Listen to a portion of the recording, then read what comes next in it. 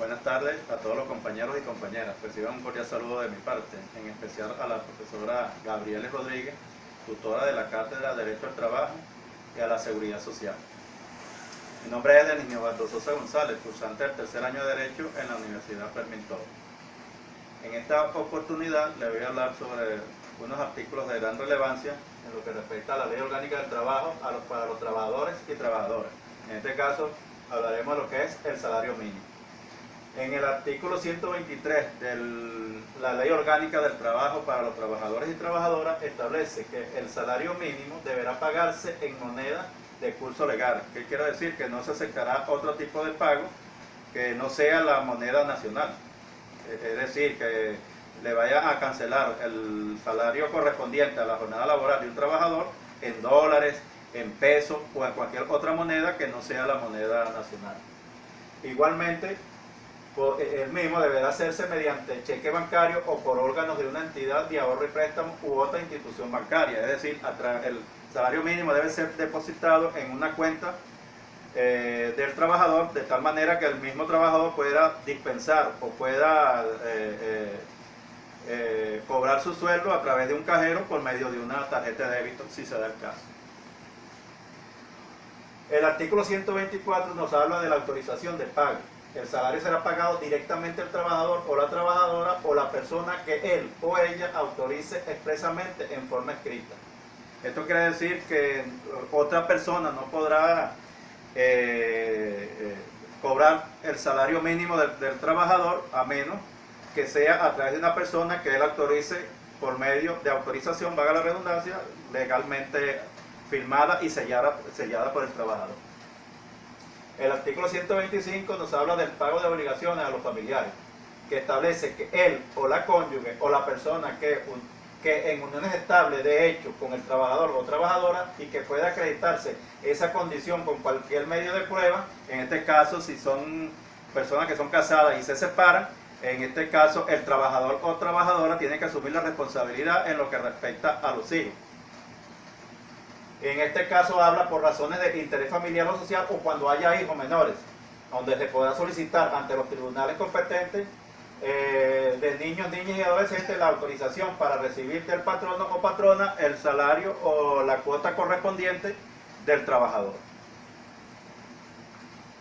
El artículo 126, que habla sobre la oportunidad de pago, establece que el trabajador o trabajadora y el patrono o la patrona acordarán el lazo fijado para el pago de salario. Esto quiere decir que el salario pueda ser cancelado ya sea diario, semanal y quincenal, pero nunca excederse de los 15 días. Y en los casos que el pago sea semanal, el trabajador debe optar por un beneficio, ya sea como el bono alimenticio y el derecho a adquirir una vivienda.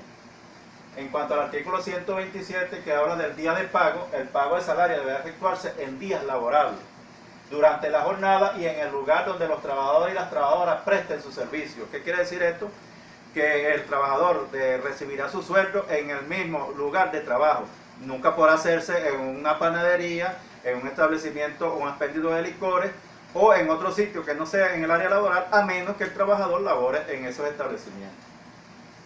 En cuanto al artículo 128, que habla de los intereses moratorios, la mora en el pago de salario, las prestaciones sociales e indemnizaciones generan intereses calculados a la tasa activa determinada por el Banco Central de Venezuela. En el caso de que el patrono o patrona incumpla con esta obligación y no le cancela al patrono el salario correspondiente en el tiempo y día establecido, eso incurre en o que genera una mora el trabajador, por lo tanto será cancelado los intereses correspondientes. En cuanto al artículo 129, que ya habla en sí del salario mínimo, establece que el Estado garantiza a los trabajadores y las trabajadoras del sector público y del sector privado un salario mínimo que será ajustado cada año conforme a lo establecido en la Constitución de la República Bolivariana de Venezuela. En este caso, el salario nunca puede estar por debajo del salario mínimo establecido ya sea por el Ejecutivo Nacional o por el Estado. En consecuencia, no podrá establecerse discriminación alguna en su monto o disfrute, incluyendo aquellas fundadas en razones geográficas, ramas de actividad económica o categoría de trabajadores y trabajadoras.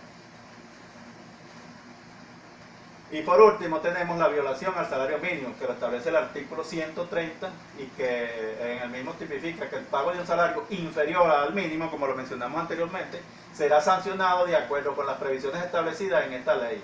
El patrono o patrona, infractor o infractora, quedará obligado u obligada además a pagar a los trabajadores y las trabajadoras la diferencia entre el salario mínimo y lo que realmente está pagado. De tal manera que si el patrono cancela un salario por debajo del salario mínimo, el Estado lo puede obligar a cancelar la diferencia correspondiente hasta llegar al nivel de lo que está establecido el salario mínimo. Y con esto damos por culminada la presente exposición, esperando alcanzar los objetivos deseados por la profesora Gabriela Rodríguez, y será hasta una próxima oportunidad. Buenas noches.